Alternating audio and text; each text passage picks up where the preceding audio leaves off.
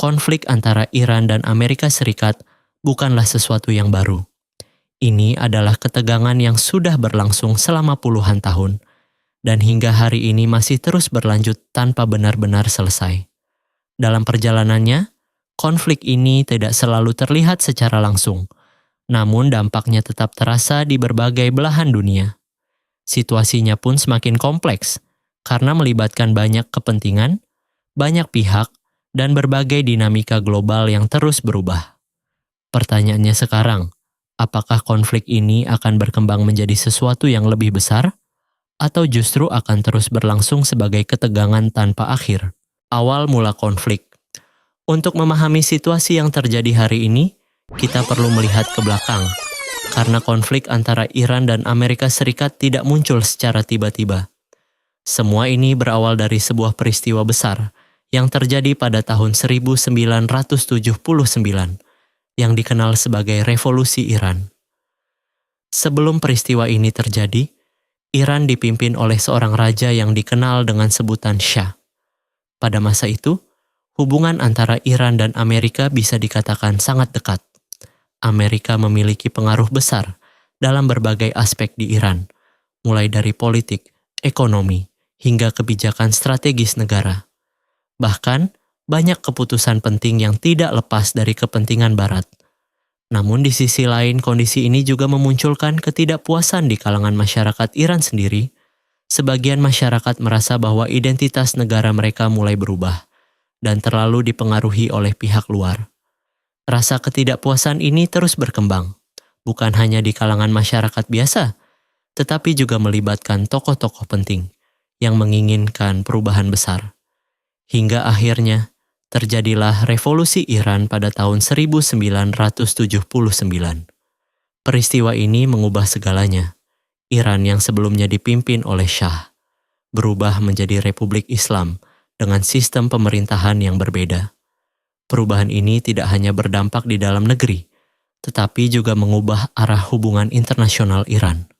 Salah satu perubahan paling signifikan adalah sikap Iran terhadap Amerika. Dari yang sebelumnya memiliki hubungan dekat, berubah menjadi penuh ketegangan. Ketegangan ini semakin memuncak saat terjadi krisis penyanderaan di Kedutaan Besar Amerika di Teheran. Peristiwa ini menjadi titik penting yang memperjelas bahwa hubungan kedua negara telah benar-benar memburuk. Sejak saat itu, hubungan Iran dan Amerika tidak pernah kembali seperti sebelumnya, bahkan hingga sekarang, ketegangan tersebut masih terasa. Namun yang menarik, konflik ini tidak selalu terjadi dalam bentuk perang terbuka. Sebagian besar justru berlangsung melalui cara-cara yang tidak langsung, seperti sanksi ekonomi yang memengaruhi kondisi dalam negeri Iran, tekanan politik yang terjadi di berbagai forum internasional, dan juga konflik tidak langsung yang terjadi di kawasan Timur Tengah. Inilah yang membuat konflik ini terus bertahan dalam waktu yang sangat lama. Karena meskipun tidak selalu terlihat, pengaruhnya tetap ada dan terus berkembang dari waktu ke waktu. Dan dari sinilah, kita bisa mulai memahami kenapa konflik antara Iran dan Amerika tidak pernah benar-benar selesai. Lalu siapa sekutu Amerika? Dalam konflik global seperti ini, kekuatan tidak hanya ditentukan oleh satu negara. Karena pada kenyataannya, negara besar seperti Amerika Serikat tidak berdiri sendiri. Amerika memiliki jaringan sekutu yang sangat luas di berbagai belahan dunia. Jaringan ini terbentuk dari hubungan panjang yang dibangun melalui kerja sama politik, ekonomi, dan juga pertahanan. Salah satu sekutu yang paling sering dibahas adalah Israel. Hubungan antara Amerika dan Israel sudah terjalin sangat lama dan dikenal sangat kuat. Kerjasama keduanya mencakup banyak bidang, mulai dari militer, teknologi, hingga pertukaran informasi strategis. Hal ini membuat Israel menjadi salah satu mitra penting bagi Amerika di kawasan Timur Tengah. Selain Israel, ada juga Arab Saudi. Sebagai salah satu negara besar di kawasan tersebut, Arab Saudi memiliki peran penting dalam menjaga keseimbangan kekuatan di Timur Tengah. Hubungan antara Amerika dan Arab Saudi tidak hanya terbatas pada politik, tetapi juga mencakup sektor energi. Kerjasama ini menjadi penting, karena kawasan Timur Tengah memiliki peran besar dalam distribusi energi dunia. Di luar kawasan Timur Tengah, Amerika juga memiliki sekutu kuat di Eropa. Salah satunya melalui aliansi NATO. NATO merupakan kerjasama pertahanan yang melibatkan banyak negara di Eropa dan Amerika Utara. Dalam aliansi ini, negara-negara anggotanya memiliki komitmen untuk saling mendukung dalam situasi tertentu. Hal ini membuat posisi Amerika menjadi semakin kuat secara global, karena tidak hanya mengandalkan kekuatan sendiri, tetapi juga didukung oleh banyak negara lain. Selain itu, Amerika juga memiliki hubungan kerjasama dengan berbagai negara di Asia. Kerjasama ini bisa berupa hubungan diplomatik, perdagangan, hingga pertahanan. Dengan jaringan sekutu yang luas ini, Amerika memiliki keunggulan dalam hal pengaruh global, baik dalam pengambilan keputusan internasional maupun dalam menjaga stabilitas di berbagai kawasan. Namun di sisi lain, keberadaan sekutu ini juga membuat situasi menjadi lebih kompleks, karena setiap konflik yang melibatkan Amerika tidak hanya berdampak pada satu negara saja, melainkan bisa melibatkan banyak pihak yang memiliki kepentingan masing-masing. Dan inilah yang membuat konflik seperti ini tidak pernah sederhana. Selalu ada banyak kepentingan yang saling terhubung, yang membuat situasi menjadi lebih sulit untuk diprediksi. Karena pada akhirnya, yang terlihat di permukaan hanyalah sebagian kecil, sementara di baliknya ada dinamika yang jauh lebih besar dan kompleks. Lalu siapa sekutu Iran? Di sisi lain, Iran juga tidak berdiri sendiri. Meskipun tidak memiliki aliansi formal seperti yang dimiliki Amerika, Iran tetap memiliki jaringan pengaruh yang cukup kuat di kawasan. Namun yang membedakan, hubungan yang dimiliki Iran lebih bersifat strategis dan fleksibel. Artinya, tidak selalu berbentuk kerja sama resmi, tetapi tetap memiliki dampak yang nyata. Salah satu negara yang sering dikaitkan dengan Iran adalah Suriah. Hubungan antara Iran dan Suriah sudah terjalin cukup lama, terutama dalam konteks kepentingan regional. Keduanya memiliki kesamaan pandangan dalam beberapa isu di kawasan Timur Tengah. Hal ini membuat hubungan mereka menjadi cukup erat. Selain itu, Iran juga sering dikaitkan dengan kelompok seperti Hezbollah. Kelompok ini dikenal memiliki pengaruh di wilayah tertentu, dan sering disebut memiliki hubungan dengan Iran. Keberadaan hubungan seperti ini menjadi salah satu cara Iran memperluas pengaruhnya di kawasan. Tidak hanya itu, Iran juga memiliki hubungan strategis dengan negara seperti Rusia. Hubungan ini tidak selalu terlihat secara langsung, tetapi cukup penting dalam konteks geopolitik. Kedua negara memiliki beberapa kepentingan yang sejalan, terutama dalam menjaga pengaruh di kawasan tertentu. Namun perlu dipahami, hubungan-hubungan ini tidak selalu bersifat tetap. Artinya, bisa berubah tergantung situasi dan kepentingan masing-masing pihak. Inilah yang membuat jaringan Iran terlihat lebih fleksibel. Tidak terikat oleh satu bentuk aliansi, tetapi tetap memiliki pengaruh yang luas. Selain itu, Iran juga dikenal memiliki pendekatan yang lebih berfokus pada kawasan. Artinya, pengaruhnya mungkin tidak seluas Amerika secara global, tetapi cukup kuat di wilayah sekitarnya. Hal ini membuat Iran tetap menjadi pemain penting dalam dinamika Timur Tengah. Dan dari sinilah, konflik menjadi semakin kompleks, karena tidak hanya melibatkan dua negara besar, tetapi juga berbagai pihak lain yang memiliki kepentingan masing-masing. Setiap pihak memiliki tujuan yang berbeda, dan seringkali saling bertabrakan. Dengan kondisi seperti ini, setiap perkembangan kecil dalam konflik bisa berdampak lebih luas dari yang diperkirakan. Dan itulah yang membuat situasi ini menjadi sulit untuk diprediksi. Karena di balik setiap peristiwa, selalu ada banyak faktor yang saling memengaruhi satu sama lain. Dan pada akhirnya, yang terlihat hanyalah hasil akhirnya. Sementara proses di baliknya jauh lebih kompleks dari yang terlihat. Lalu apa efeknya terhadap dunia? Ketika membahas konflik antara Iran dan Amerika, dampaknya tidak hanya berhenti pada dua negara tersebut. Karena pada kenyataannya, dunia juga bisa ikut merasakan efeknya. Terutama jika ketegangan ini meningkat. Salah satu dampak yang paling terasa adalah di sektor energi. Iran berada di wilayah yang sangat strategis, dekat dengan jalur distribusi minyak dunia. Wilayah ini menjadi salah satu titik penting dalam pergerakan energi global. Jika terjadi gangguan di kawasan tersebut, maka distribusi minyak bisa terganggu.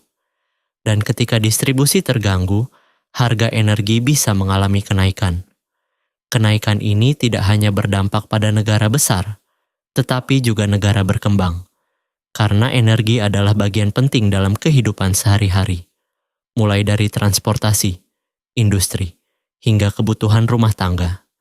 Selain itu, dampak juga bisa dirasakan di sektor ekonomi global.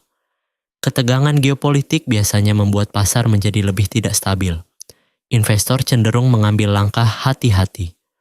Beberapa bahkan menunda keputusan besar hingga situasi menjadi lebih jelas. Hal ini bisa memengaruhi pertumbuhan ekonomi di berbagai negara. Tidak hanya itu, nilai tukar mata uang juga bisa ikut terpengaruh, karena perubahan kondisi global seringkali memengaruhi kepercayaan pasar.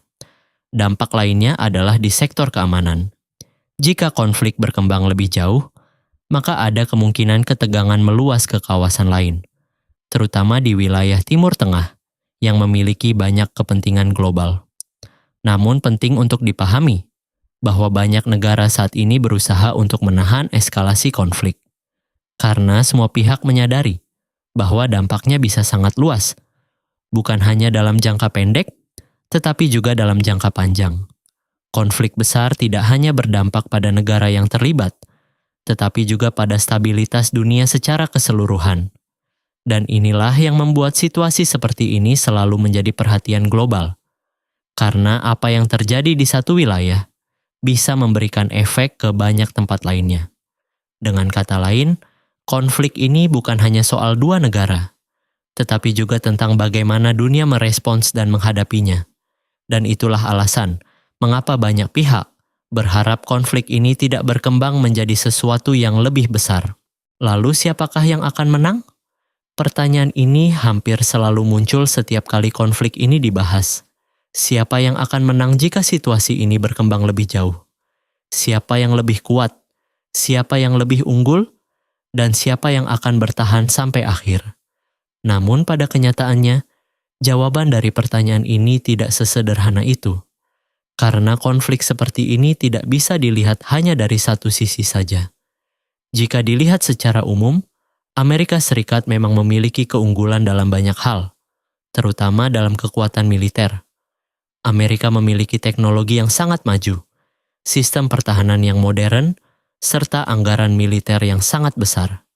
Dengan semua itu, Amerika mampu menjangkau berbagai wilayah di dunia dengan cepat. Tidak hanya itu, Amerika juga memiliki jaringan sekutu yang sangat luas. Dukungan dari berbagai negara membuat posisinya semakin kuat, baik dalam hal militer maupun dalam pengaruh global. Namun di sisi lain, Iran juga bukan pihak yang lemah. Iran memiliki keunggulan yang berbeda dari Amerika, terutama dalam hal pertahanan wilayah dan strategi regional. Iran memahami dengan sangat baik kondisi geografis dan dinamika kawasan di sekitarnya. Hal ini menjadi keuntungan tersendiri yang tidak bisa diabaikan. Selain itu, Iran juga memiliki pendekatan yang berbeda dalam menghadapi tekanan. Tidak selalu mengandalkan kekuatan langsung, tetapi juga menggunakan strategi yang lebih fleksibel. Pendekatan seperti ini seringkali tidak terlihat secara langsung, tetapi memiliki dampak yang cukup besar. Dan inilah yang membuat perbandingan antara kedua pihak menjadi tidak sederhana. Karena masing-masing memiliki keunggulan di bidang yang berbeda. Namun jika kita melihat lebih dalam, konflik modern sebenarnya tidak hanya ditentukan oleh kekuatan militer. Ada banyak faktor lain yang sama pentingnya. Salah satunya adalah faktor ekonomi. Konflik dalam jangka panjang membutuhkan biaya yang sangat besar. Setiap negara harus mampu menjaga stabilitas ekonominya agar tetap bisa bertahan. Jika kondisi ekonomi terganggu, maka kemampuan untuk melanjutkan konflik juga akan ikut terpengaruh. Selain itu, ada juga faktor politik. Keputusan-keputusan besar tidak hanya ditentukan di medan konflik, tetapi juga melalui kebijakan politik. Setiap langkah yang diambil selalu mempertimbangkan banyak hal, baik dari dalam negeri maupun dari tekanan internasional. Dan disinilah peran diplomasi menjadi penting. Karena tidak semua konflik diselesaikan melalui kekuatan. Seringkali, hasil akhirnya justru ditentukan melalui negosiasi. Selain itu, dukungan internasional juga menjadi faktor penting. Negara yang memiliki banyak dukungan biasanya memiliki posisi yang lebih kuat. Sebaliknya, jika dukungan mulai berkurang, maka posisi tersebut bisa melemah. Tidak hanya itu, persepsi publik global juga memiliki pengaruh. Di era sekarang, informasi menyebar dengan sangat cepat. Opini publik bisa terbentuk dalam waktu singkat, dan opini ini bisa memengaruhi arah kebijakan. Tekanan dari masyarakat internasional bisa menjadi faktor yang cukup besar dalam menentukan langkah selanjutnya. Dengan semua faktor ini, menentukan siapa yang akan menang menjadi hal yang sangat kompleks. Tidak bisa hanya dilihat dari siapa yang memiliki kekuatan lebih besar. Karena dalam banyak kasus, hasil akhir tidak selalu sesuai dengan perkiraan awal. Bahkan dalam banyak analisis, konflik seperti ini jarang menghasilkan pemenang yang jelas. Yang sering terjadi justru sebaliknya, kerugian yang dirasakan oleh berbagai pihak, baik secara ekonomi, stabilitas kawasan, maupun dampak yang lebih luas. Dalam jangka panjang, dampak ini bisa dirasakan oleh banyak negara, bukan hanya oleh pihak yang terlibat langsung, karena dunia saat ini saling terhubung satu sama lain. Apa yang terjadi di satu wilayah bisa berdampak ke wilayah lainnya. Karena itu, pertanyaan tentang siapa yang akan menang sebenarnya bukan hal yang paling penting. Yang lebih penting adalah bagaimana konflik ini bisa dikendalikan, agar tidak berkembang menjadi sesuatu yang lebih besar. Karena dalam konflik seperti ini, yang sering terjadi bukanlah kemenangan, melainkan konsekuensi. Konsekuensi yang harus dihadapi oleh banyak pihak. Dan pada akhirnya, dalam konflik besar seperti ini, tidak selalu ada pihak yang benar-benar diuntungkan. Yang ada, justru dampak jangka panjang yang membutuhkan waktu lama untuk dipulihkan. Berikutnya, apakah Iran akan seperti Palestina, Irak, dan Afghanistan? Pertanyaan ini sering muncul ketika konflik ini mulai dibahas lebih jauh. Banyak yang mencoba membandingkan Iran dengan Palestina, Irak, dan Afghanistan. Namun apakah benar nasibnya akan sama? Untuk menjawab itu, kita perlu melihat perbedaan mendasar di antara negara-negara tersebut. Pertama, dari sisi struktur negara. Iran adalah negara dengan sistem pemerintahan yang relatif stabil dan memiliki kontrol yang kuat terhadap wilayahnya sendiri. Berbeda dengan Irak, yang pernah mengalami perubahan besar setelah konflik pada tahun 2003, yang menyebabkan kondisi dalam negeri menjadi tidak stabil dalam jangka waktu yang panjang. Sementara Afghanistan mengalami konflik berkepanjangan selama puluhan tahun, yang berdampak pada stabilitas politik dan keamanan di dalam negeri. Sedangkan Palestina memiliki kondisi yang berbeda lagi, karena terkait dengan konflik wilayah dan status kenegaraan yang belum sepenuhnya stabil hingga saat ini. Kedua, dari sisi kekuatan dan pengaruh, Iran memiliki kekuatan militer yang cukup besar, serta kemampuan untuk memproduksi peralatan militernya sendiri. Selain itu, Iran juga memiliki pengaruh regional melalui hubungan dengan berbagai pihak di kawasan Timur Tengah. Hal ini membuat posisi Iran lebih kuat dibandingkan beberapa negara yang sering dijadikan perbandingan. Ketiga, dari sisi posisi geopolitik, Iran berada di wilayah yang strategis dan memiliki peran penting dalam dinamika kawasan. Dengan sumber daya energi yang besar dan posisi geografis yang penting, Iran memiliki nilai strategis yang tinggi di mata dunia. Hal ini berbeda dengan kondisi negara lain yang memiliki tantangan berbeda di wilayahnya masing-masing. Namun demikian, bukan berarti Iran sepenuhnya aman dari risiko. Setiap konflik, terutama yang melibatkan banyak kepentingan global, selalu membawa potensi dampak jangka panjang. Sejarah menunjukkan bahwa konflik besar seringkali meninggalkan dampak yang tidak mudah untuk dipulihkan, baik dari sisi ekonomi, hubungan internasional, maupun kondisi sosial di dalam negeri. Karena itu, banyak pihak melihat situasi ini dengan pendekatan yang lebih hati-hati. Bukan hanya membandingkan, tetapi juga mempertimbangkan berbagai faktor yang ada. Kesimpulannya, Iran tidak bisa disamakan secara langsung dengan Palestina, Irak, maupun Afghanistan. Namun tetap perlu dipahami bahwa setiap konflik memiliki risiko. Dan bagaimana hasil akhirnya akan sangat bergantung pada bagaimana konflik ini berkembang ke depan. Karena dalam situasi seperti ini, tidak ada pihak yang benar-benar diuntungkan. Yang ada hanyalah dampak yang bisa dirasakan oleh banyak orang di berbagai belahan dunia. Jika kamu ingin mendapatkan informasi menarik lainnya, jangan lupa subscribe akun Nuansa Makna.